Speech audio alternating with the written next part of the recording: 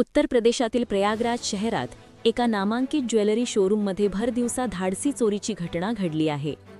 कल्याण jewellers या शोरूममध्ये 31 डिसेंबर रोजी 4 महिलांनी ग्राहकाच्या वेशात येऊन अवघ्या 14 मिनिटात 14 लाख रुपयांचे सोन्याचे दागिने लंपास केले. कोणालाही संशय येऊ नये यासाठी या महिलांनी स्वतःसोबत लहान मुलांना आणले होते, ज्यामुळे या चोरीची सर्वत्र चर्चा होत आहे. मिळालेल्या माहितीनुसार 4 अज्ञात महिला शोरूममध्ये शिरल्या आणि त्यांनी कर्मचाऱ्यांकडे सोन्याचे कानातले दाखवण्याची मागणी केली. त्या महिलांनी बोलण्यात गुंतवून ठेवल्यामुळे दुकानदार त्यांना विविध दागिने दाखवण्यात व्यस्त झाला.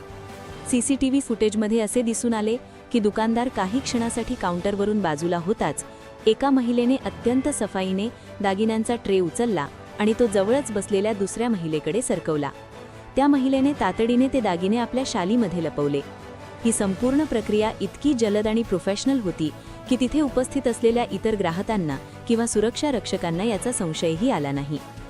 चोरी केल्यानंतर या महिला लहान मुलांसह आरामात शोरूम बाहेर निघून गेल्या. काही वेळाने जेव्हा शोरूममधील कर्मचाऱ्यांनी स्टॉकची नियमित तपासणी केली तेव्हा सोन्याचे झुमके गायब असल्याचे त्यांच्या लक्षात आले. तातडीने सीसीटीव्ही फुटेज तपासले असता या 4 महिलांनी केलेल्या धाडसी चोरीचा प्रकार उघड झाला आणि व्यवस्थापनाचे धाबेदण आणले. या प्रकरणी शोरूम व्यवस्थापकाने प्रयागराजमधील सिव्हिल लाईन्स पोलीस ठाण्यात तक्रार दाखल केली आहे. पोलीस ठाण्याचे प्रभारी राम आश्रय यादव यांनी सांगितले की सीसीटीव्ही फुटेजच्या आधारे या महिलांचा शोध सुरू आहे.